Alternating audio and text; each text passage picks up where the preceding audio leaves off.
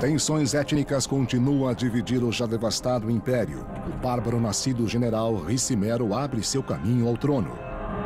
Com fome de poder, ele mata qualquer um que fica em seu caminho, incluindo seus amigos mais próximos.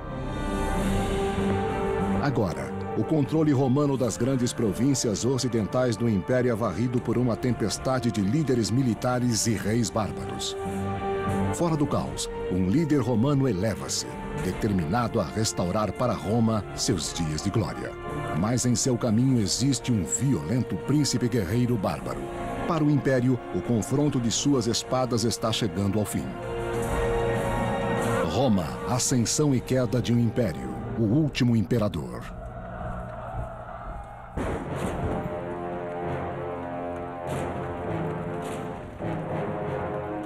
Por volta do século V d.C., depois de centenas de anos de constante guerra, o Império Romano Ocidental é uma mera sombra do que era antes.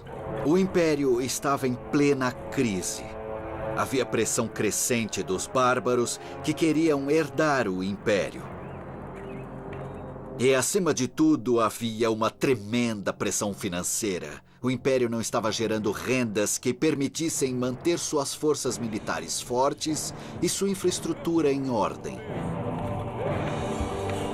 Sem um exército bem armado, Roma está impotente contra a maior força bárbara que o Império já havia visto, os hunos, chefiados por seu feroz líder Átila.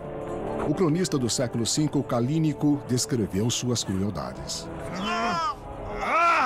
Os bárbaros hunos tornaram-se tão grandes que mais de 100 cidades foram capturadas. E havia tantos assassinatos e sangrias que os mortos não podiam ser contados.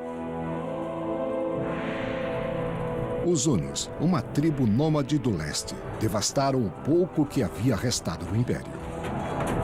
O fato é que não existe mais o Estado no Ocidente. O Oeste se dissolveu. O Oeste se despedaçou. Há tantas entidades diferentes, tantos e diferentes exércitos, tantas e diferentes forças que estão competindo para controlar o que não tem controle. No entanto, a capital do leste, Constantinopla, é capaz de sobreviver às invasões dos hunos. O Império do Oeste, mais fraco, sente a maior parte de suas expansões e é forçada a transferir a região romana de Panônia para Átila, o huno. Panônia, 446 d.C. Nos territórios antigos do Império, os romanos devem agora responder aos seus governantes bárbaros, os hunos. Romanos e bárbaros podiam identificar um ao outro pela forma como falavam, pela forma como vestiam, como cheiravam, pela forma como usavam seus cabelos. Embora naquela época romanos e bárbaros estivessem habituados um ao outro, eu acho que é justo dizer que as tensões étnicas nunca se dissiparam. Não toque em mim, não toque, está entendendo? Não toque! Mas um romano move-se no meio da confusa sociedade com facilidade e encontra oportunidade no novo regime de Átila. Seu nome é Flávio Orestes.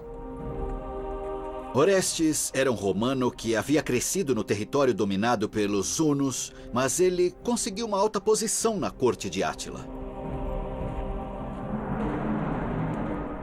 O Império pode estar caindo ao redor dele, mas é sua herança romana que faz Orestes e outros panonianos valiosos para Átila. Eu acho que é justo dizer... Eles são romanos porque falam como romanos, caminham como romanos. E existe ainda a coisa cultural, social, tudo o que forma uma pessoa e ainda é romana. E isso continua por séculos. Capaz de ler e escrever, o culto Orestes destaca-se entre os muitos aliados bárbaros de Átila. Ele logo se torna secretário na corte do soberano. A glória! Orestes viu como Átila tinha uma visão política real, tentando fundir os hunos com os romanos através de casamentos e alianças políticas para produzir um novo império no norte.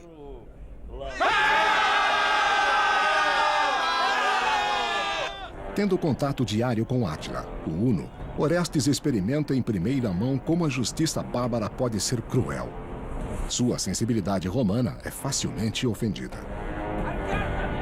Eu acho que é justo dizer que existia o que nós chamamos de tensão étnica entre bárbaros e romanos. Eles enfrentaram um problema similar ao problema que enfrentamos hoje. Esses povos diferentes, de culturas diferentes, precisavam trabalhar juntos de maneiras importantes. Eles queriam se tornar como o outro, mas existia tensão entre eles. Embora Orestes tenha repulsa pelo sacrifício de sangue bárbaro de seus inimigos, no poder de Átila, Orestes encontra a ambição por mais alguma coisa. Quando Orestes serviu na corte de Átila, ele foi capaz de ver como esse líder estava organizando uma nação do nada. E eu acho que Orestes, acima de tudo, teria aprendido que existe uma possibilidade real de ver um novo tipo de mundo romano. Um liderado por um rei que conseguia fundir as forças bárbaras e romanas para restabelecer a glória de Roma da forma que teria sido na época de seus fundadores, os reis. A glória! Orestes pode ser governado pelos bárbaros, mas ele sempre será um romano e sempre irá pensar em si mesmo e em seu povo como superiores. Ele deseja restituir o império, um dia grande, às suas raízes romanas. Em 453 d.C., o reinado de Átila chega a um fim inesperado em sua noite de núpcias, logo causando o colapso dos poderosos hunos e seus aliados bárbaros. Sua noiva o encontra morto. Apavorada de ser acusada de matar Átila, sua noiva passa a noite toda perto do cadáver. O historiador do século VI, Jordanes, escreveu: Ele caiu, não por ferida ao inimigo, não pela traição. Feliz em sua joia e sem dor.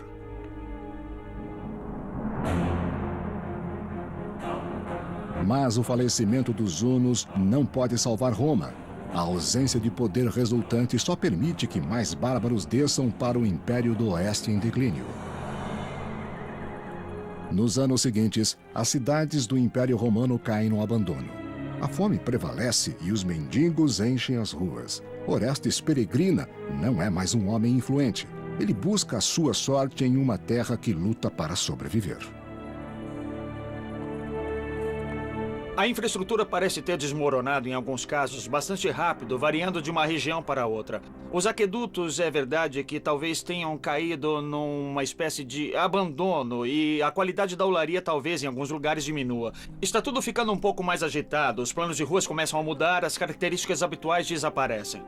É uma época de diminuição de esperança e crianças com fome. Os detalhes das viagens de Orestes são desconhecidos para nós, mas como um verdadeiro romano, ele se recusa a acreditar que o império não tem salvação, que a humanidade e a civilização em seu âmago não podem ser restabelecidas. O seu objetivo é um dia fazer o seu caminho para a cidade de Roma. O fato é que Roma caiu fisicamente muito antes do que caiu psicologicamente. A ideia de que Roma poderia cair era difícil para muitas pessoas aceitarem.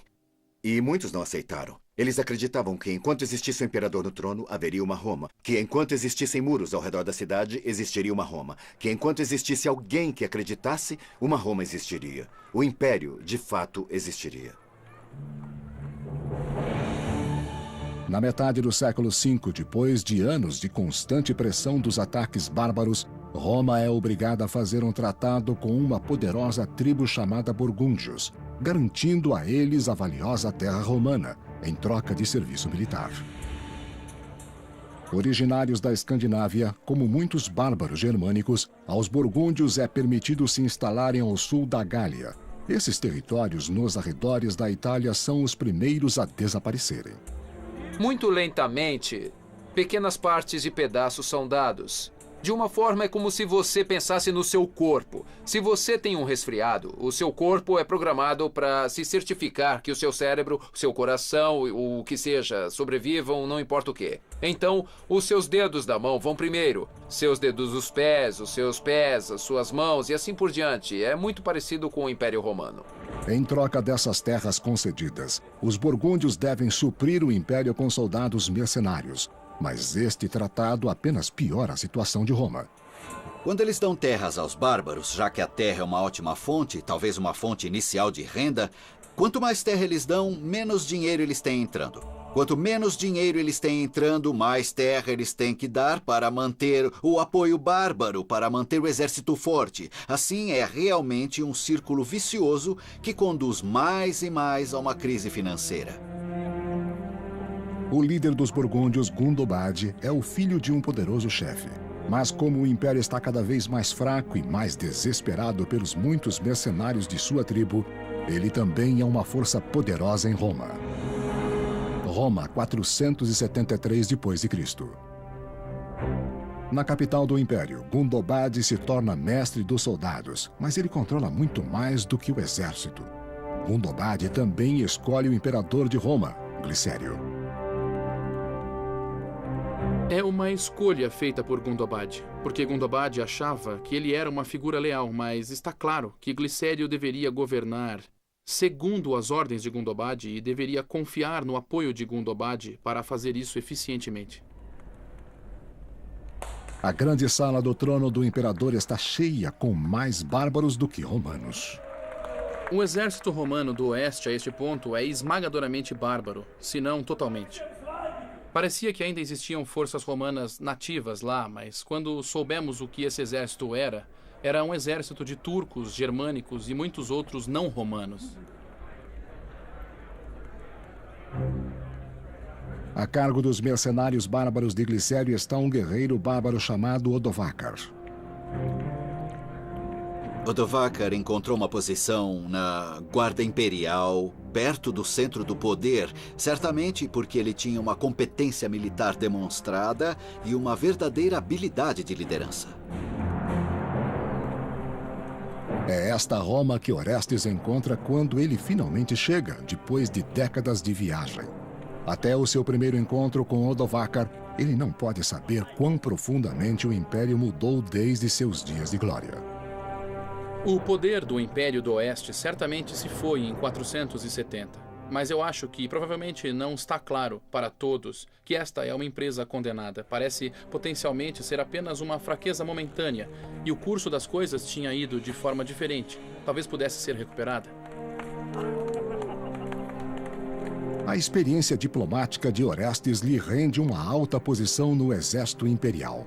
Mas ele é surpreendido ao encontrar Odovacar, um bárbaro humilde, mantendo a mesma posição. Os dois, obviamente, eram altamente ambiciosos. Eles haviam sobrevivido a circunstâncias realmente difíceis. Orestes está sentado na corte do sanguinário Átila, o Uno. Odovacar havia sido um comandante militar e tinha saído literalmente da pobreza para a riqueza em Roma. Eu acho que as suas ambições, bem como suas competências especiais, teriam colocado os dois na trilha para competirem um com o outro. Os dois tinham suas próprias visões do Império, uma romana e uma bárbara. Depois de passar anos na corte de Átila, o Uno, o romano Orestes se torna um general do exército romano. Mas na Itália ele encontra um império que está se desintegrando e sem identidade romana. Seu poder reside não em seu imperador Glicério, mas nos generais bárbaros Odovacar e o chefe burgúndio Gundobad. Itália, 473 d.C. No passado, Roma havia integrado seus mercenários bárbaros no exército para assegurar que eles nunca ganhassem poder demais. O que acontece no século V é que eles ficam como grupos germânicos. Eles têm de manter suas próprias roupas, sua própria comida, sua própria cultura, sua própria estrutura administrativa, a estrutura política, a estrutura militar, e é bizarro, mas eles não estão romanizados. E agora, os guerreiros de Gundobad apresentam a mesma posição que seus contemporâneos romanos no exército do imperador Glicério. O exército à disposição de Glicério, meio que basicamente o que Gundobad tinha à sua disposição, seria uma formação misturada, sem dúvida compreendendo alguns burgúndios, mas muitos outros grupos também. Mas juntos formam o que era o exército na Itália. No caso do exército romano, parecia existir com certeza tensões, às vezes, entre bárbaros que estavam servindo e romanos que estavam servindo. Romanos que sentiam isso porque era um exército romano e que suas capacidades de liderança deveriam ser reconhecidas, ao passo que os bárbaros deveriam ser desqualificados porque eram bárbaros. Uma vez unificado, o poder militar romano está perdido conforme a violência explode dentro das fileiras, dividindo o exército contra si mesmo. O general Orestes, uma vez tão hábil na diplomacia, logo descobre que até mesmo ele não tem poder contra isso.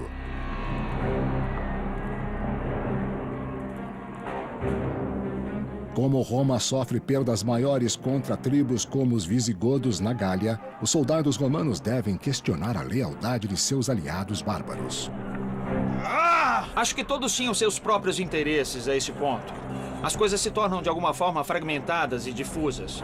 Assim, estamos lidando com um grupo de pessoas cujo interesse não está mais unido e até mesmo entre os próprios romanos. O caos reina no campo de batalha quando o exército não luta mais pelo império, mas cada homem por si mesmo. Quando o debilitado Império do Oeste não pode mais afastar seus inimigos dos saques da costa mediterrânea, o mais forte Império do Leste, com base em Constantinopla, finalmente intervém. Constantinopla, 473 d.C. No palácio, Leão, o velho imperador do leste, desfrutava da segurança de sua capital pesadamente fortificada. A realidade do Império Romano na metade do século V era que havia uma distinção entre leste e oeste. A realidade era também que o leste era próspero e o oeste não era. Culpando Glicério pelos fracassos de Roma, Leão espera estender seu próprio alcance indicando um novo imperador do oeste, Júlio Nepos. O pensamento sobre por que Nepos foi escolhido para ir ao Ocidente gira em torno da posição que Nepos tinha na corte. Ele era uma pessoa muito bem colocada, ligada pelo casamento ao imperador Leão. Ele era a figura adequada para liderar uma invasão à Itália.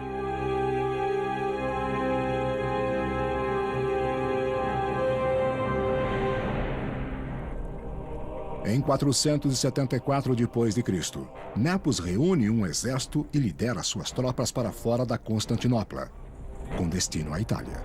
O leste vai buscar inserir e reafirmar sua influência no oeste e encontrar um candidato que possa depor Glicério. Sua reação não é surpreendente.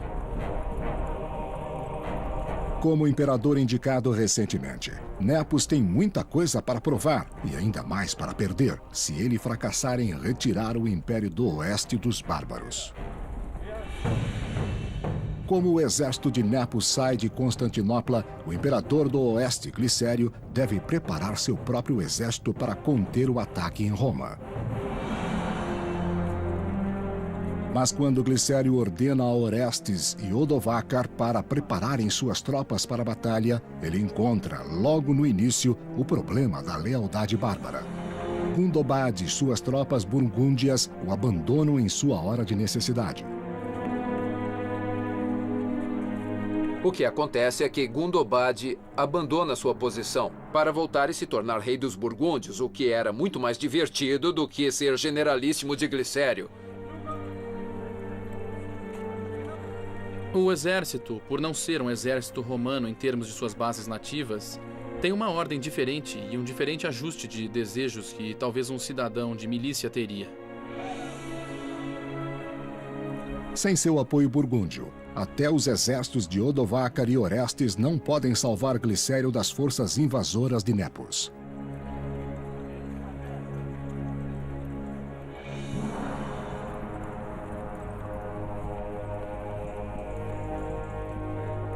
Nepos chega mais perto de Roma. Glicério e seus comandantes sobrevivem, não pela batalha, mas suplicando por piedade. E então Glicério encontrou-se em uma situação onde ele realmente não poderia esperar apoio militar a não ser dos bárbaros contratados ou de suas tropas locais. Então, quando o Império do Leste manda Nepos tomar posse, Glicério toma a única decisão racional. Ele se rende sem lutar. Nepos, tendo vindo para a Itália para tirar o sanguinário Glicério do poder, agora poupa a vida dele. Você se rende? Nepos queria uma aparência de legitimidade. Ele se tornaria imperador com o apoio do imperador do leste e a aprovação e o consentimento do imperador do oeste, que se afastaria porque reconheceria que Nepos era o melhor homem para o trabalho. Ele ordena que Glicério seja nomeado bispo e o envia ao exílio longe de Roma. Em junho de 474 d.C., quando Nepos é coroado imperador do Oeste, ele é enaltecido por Orestes e Odovacar. Sendo igualmente ambiciosos, os dois homens transferem sua lealdade para o novo líder imediatamente. Orestes, sendo romano, também tem uma ideia de que existe ainda uma Roma. E ele ainda pode proteger Roma. No caso de Odovacar, parece haver um reconhecimento de que Roma não existe mais.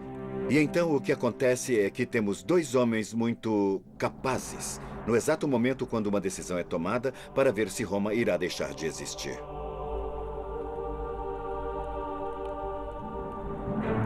Nepos promove o romano Orestes e o bárbaro Odovacar aos mais altos postos em sua corte, dando a eles poder sem igual em Roma. Promovendo Orestes e Odovacar, ao mesmo tempo, dando a eles quase o mesmo poder, pelo menos reconhecimento igual, ele está preparando seu próprio falecimento. Com as duas personalidades, ele elevou indivíduos que têm vontade forte e grandes capacidades. Mas a política da corte em Roma está sendo ofuscada rapidamente pelas invasões dos inflexíveis visigodos contra o território da Gália, o último restante do Oeste. A esta altura do Império Romano, esta região, hoje conhecida como Provence, na França, era uma comunidade próspera, mas seu povo estava sujeito a constantes ataques dos bárbaros visigodos e seu rei Eurico. O ambicioso rei visigodo, que era um verdadeiro expansionista, decidiu que iria atacar esta região no sul da França, que não estava sob seu controle. Nessa época, os visigodos realmente tinham uma força irresistível.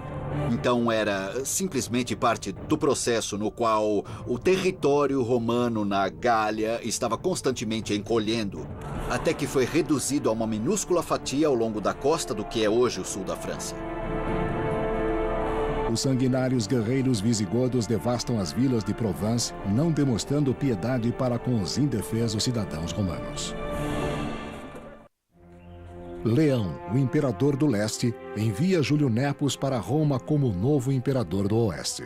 Nepos está contando com seus dois comandantes, o bárbaro Odovacar e o romano Orestes. Mas mesmo com o apoio deles, o Império Romano está em terrível perigo. Os bárbaros visigodos invadem o sul da Gália, forçando a escassa legião romana da fronteira a entrar em batalha. Os soldados imperiais, mal armados e despreparados, não são páreo para os visigodos. Os visigodos parecem melhor organizados. Seu reino parece ser mais forte, eles parecem ser capazes de mobilizar mais forças, e as forças parecem ser mais capazes de lidar com qualquer eventualidade que ocorra na guerra. A luta é violenta, a batalha é esmagadora, algo deve ser feito.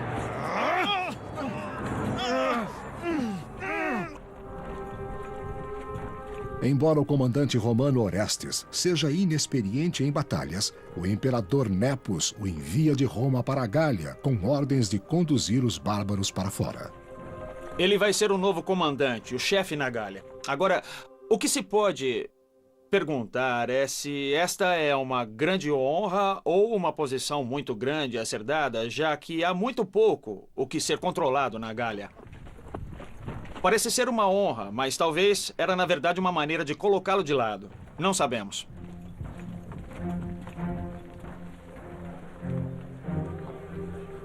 Mas em seu campo, na fronteira italiana, o antigo diplomata Orestes experimenta pela primeira vez a estratégia militar, esperando deixar inativos Odovacar e o novo imperador Nepos.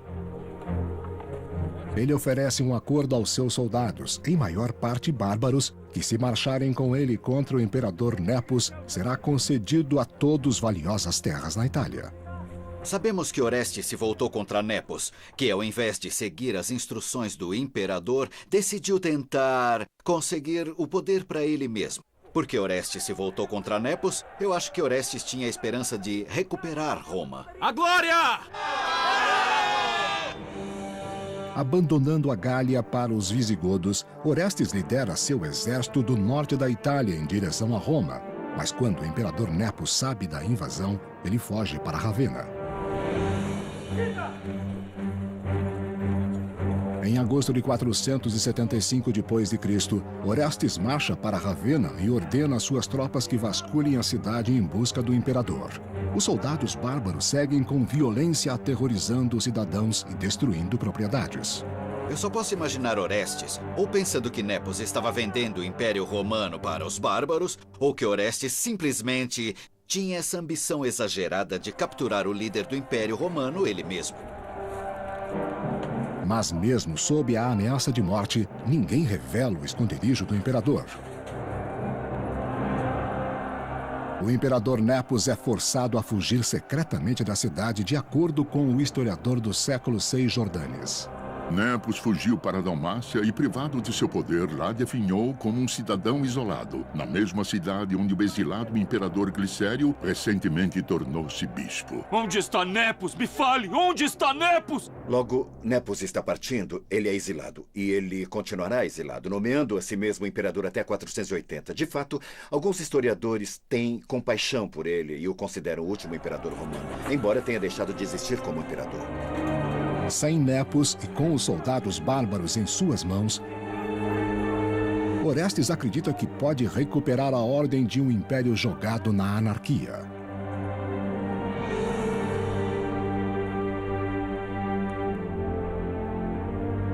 Em uma surpreendente reviravolta, Orestes não toma o trono para si mesmo, mas ao invés disso nomeia imperador seu jovem filho Rômulo Augusto. Orestes decide que ele, em sua infância, tendo crescido entre os bárbaros e seu serviço na corte una, que talvez a elite italiana não iria aceitá-lo como imperador, mas eles aceitariam este italiano puro, Rômulo, como seu líder, porque isso iria apelar para o senso de tradição deles. Não importa o quão vazio em termos de poder esse sentimento seja agora. O menino permanecerá na bem protegida cidade de Ravenna. Ele foi protegido por Paulo, seu tio. Nesse momento, Rômulo é ainda um adolescente e não tinha chegado a completar a maturidade. Daí o nome Augustulo, pequeno Augusto. O jovem Rômulo é, na verdade, uma marionete para seu pai. É Orestes que governa o império, supera seu rival Odovacar, tornando-se o homem mais poderoso em Roma.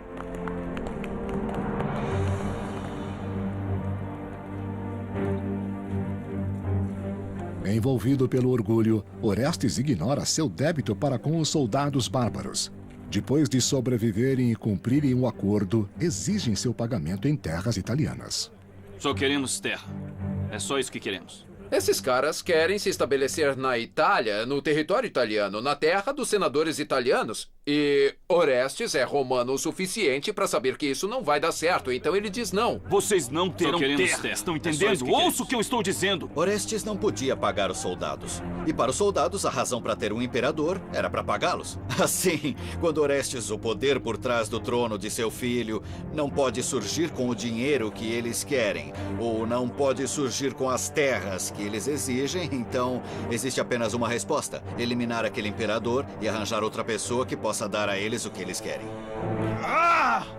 Com a ajuda de seus guardas, Orestes é capaz de fugir do caos, mas ele subestima o poder do exército bárbaro, agora mergulhado na vingança.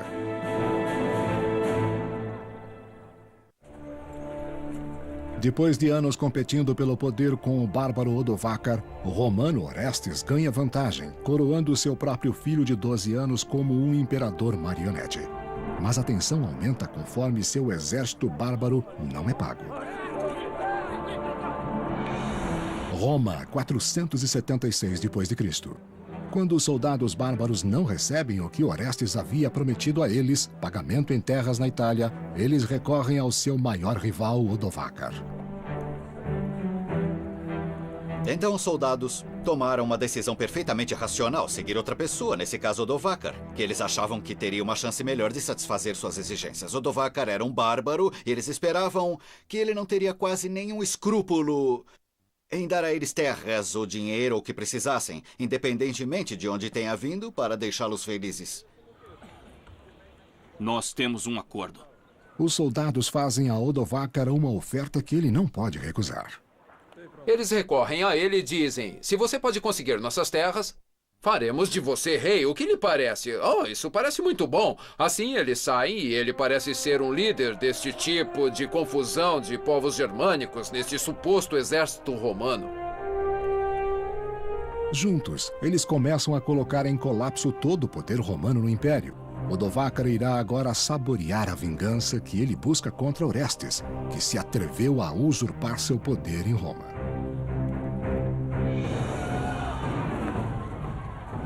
Eles imediatamente começam a invadir as cidades da Itália.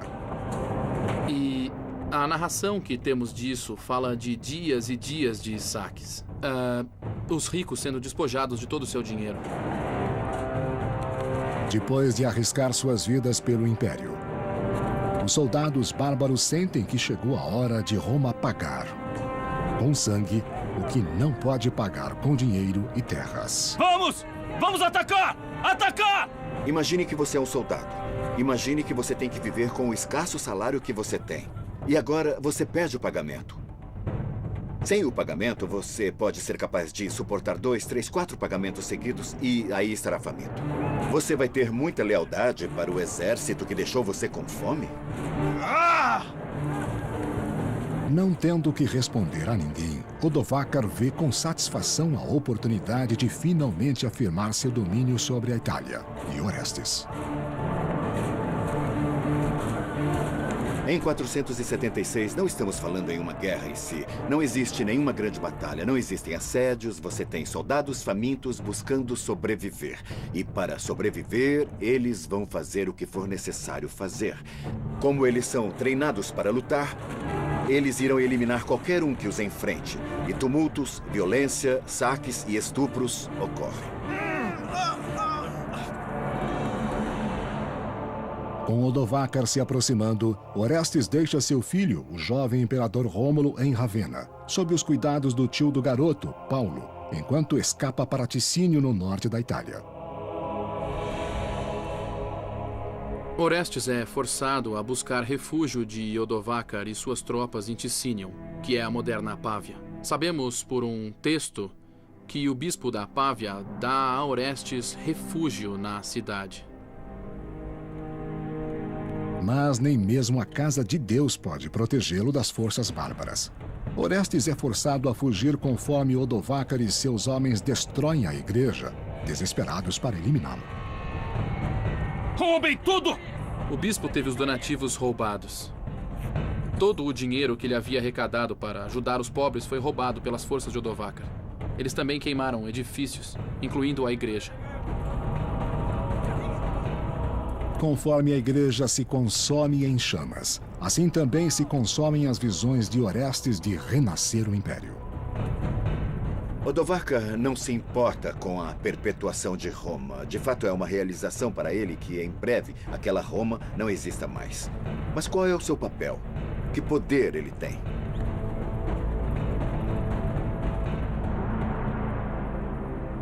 Orestes e sua guarda escapam para Ticínio, esperando ganhar tempo suficiente para se prepararem para o confronto seguro com Odovacar.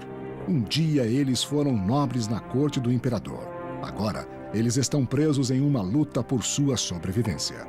Os dois têm muito orgulho da posição que ocupam e nenhum deles está querendo reconhecer que o outro tem algum poder. Agora, neste caso, é claro, um confronto é iminente.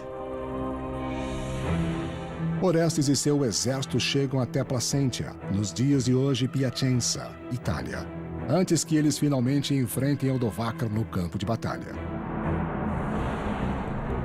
Norte da Itália, 476 d.C. O inexperiente Orestes tem pouca chance contra a guerra cruel das tropas bárbaras de Odovacar.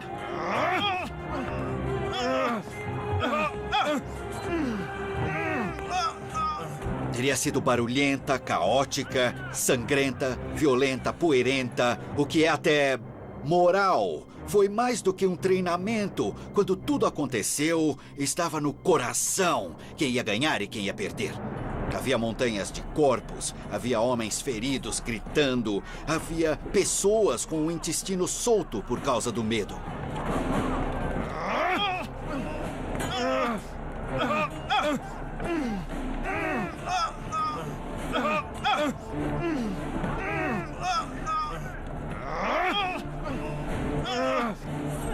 Existia algo ainda simbólico sobre os impérios. Isso desde que os últimos suspiros do poder imperial pudessem ser mantidos por uma pessoa que acreditasse que o império pudesse ser recuperado por eles. Eles pensaram que o império ainda existiria ou que eles poderiam salvar o império. Sabemos, como historiadores agora, que eles estavam enganados. Não importa o quanto seja tolo, Orestes se recusa a admitir a derrota. Quando o general romano Orestes não cumpre sua promessa de terras para suas tropas bárbaras, ele sofre uma revolta liderada pelo seu rival, o general bárbaro Odovacar. Agora lutando em um campo de batalha perto de Placentia, Itália, os dois adversários competem por supremacia, como um dia eles fizeram na sala do trono do imperador em Roma. Odovacar e Orestes são os dois mais importantes indivíduos no Oeste. Sobre seus ombros está o futuro de Roma, e um tem que concordar com o outro. Deve existir algum tipo de compromisso. Caso contrário, haverá violência. E isso é de fato o que acontece. É uma luta violenta até a morte, e no final da batalha, como no Império, os romanos finalmente sucumbem aos poderosos bárbaros.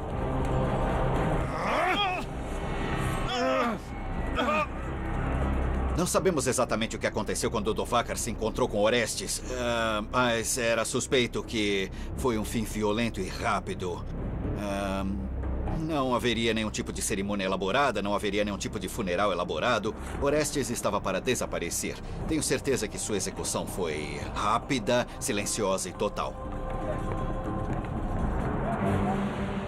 Vitorioso, Odovacar e suas tropas marcham para Ravenna em direção do único negócio inacabado: o jovem filho de Orestes, o último imperador romano do Oeste. O imperador de 12 anos, Rômulo Augustulo, e seu tio Paulo não sabem da morte de Orestes e não estão preparados para o ataque assassino dos homens de Odovacar. Quando Odovacar vem para Ravenna, Rômulo não é capaz de lutar muito, mas Paulo, que está encarregado pela proteção de Rômulo, planeja fazer isso e tenta proteger seu sobrinho. As forças de Odovacar então matam Paulo e se movem contra o imperador menino, Rômulo Augustulo. Aterrorizado, o menino foge assim que seu tio é assassinado. O último imperador romano, preso como um animal atordoado, não pode se esconder da lâmina do bárbaro. Não há fuga. Rômulo é um mero testa de ferro, então não há razão, em essência, para Odovacar fazer alguma coisa com ele. O guerreiro implacável faz uma escolha surpreendente. Ele poupa a vida do menino e o manda para o exílio. Salvando a vida dele, Odovacar pode mostrar sua clemência e pode mostrar aos romanos que ele pode se comportar de uma maneira que apenas um soberano deve se comportar. No verão de 476 d.C., Odovacar se torna o primeiro governante bárbaro da Itália. Odovacar é agora rei. Agora ele não é rei da Itália, ele não é rei do Império Romano, ele é apenas rei desses caras. Só deste pequeno bando heterogêneo de seja lá o que formava o exército romano naquele momento. Odovacar é rei, não imperador, porque o Império Romano está oficialmente morto, apenas um pouco mais de 500 anos depois de seu nascimento em 27 a.C. É realmente o fim do imperador romano no Oeste. Agora eu acho que vai existir um rei no Oeste. Ainda existe um imperador romano no Leste. Mas o leste não tem controle efetivo sobre o oeste. Em um senso político real, as coisas mudaram fundamentalmente. As notícias da queda de Roma chegam rapidamente até o novo imperador do leste, Zeno, em Constantinopla. Os mensageiros chegam confirmando a notícia que o leste temia receber há anos.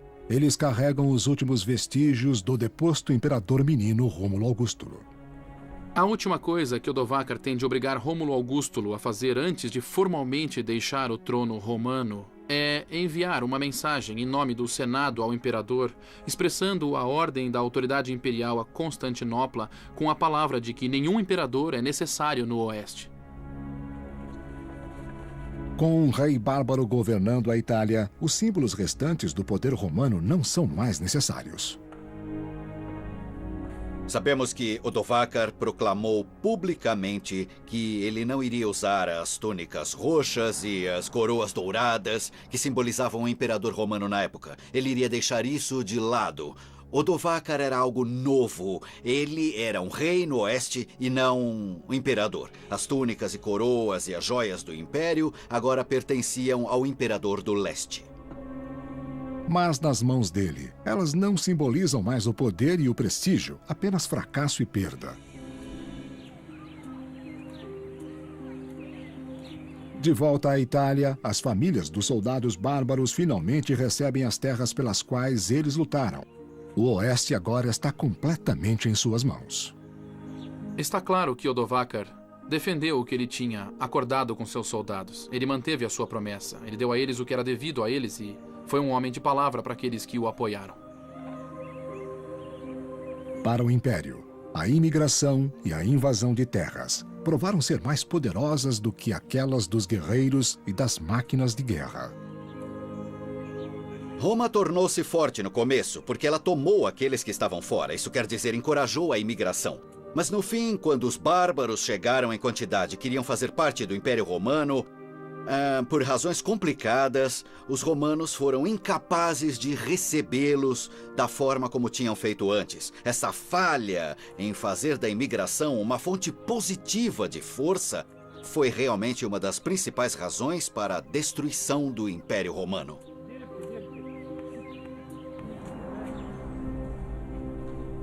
Mas apesar da queda do Império, em lugares remotos como monastérios e bibliotecas, o grande conhecimento e a ingenuidade nascidos da civilização romana estão miraculosamente recuperados e salvos. A ideia de Roma durou porque naqueles onde ainda havia uma ênfase na aprendizagem, na educação e nos livros, eram romanitas e os clássicos da literatura romana e cultura, que eram vistos como a fundação de uma vida civilizada. O Império Romano deixou um enorme legado para nós, certamente no Oeste.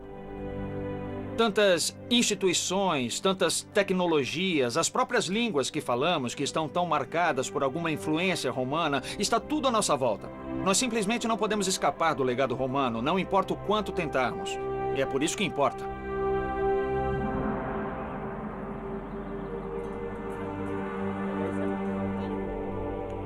Da democracia ao império, até sua queda, Roma inspirou o mundo ocidental como o conhecemos. Sua civilização sobreviveu a séculos de guerras, perseguições, corrupções e pragas, apenas para morrer em silêncio, lentamente, nas mãos de um soldado bárbaro. Existe um romantismo ao se tratar da queda de Roma, ao se tratar do Império Romano como um todo. Ele certamente foi uma parte muito importante da formação do mundo moderno. Mas pense bem, isso foi há cerca de 1500 anos. Por que deveríamos ainda achar importante? Eu acho que a resposta é muito simples. Devemos achar importante porque em Roma estão depositados todos os maravilhosos aspectos da humanidade. E todos os terríveis aspectos da humanidade. E se nós os estudarmos, os entenderemos e talvez possamos repetir os aspectos bons e evitar os ruins.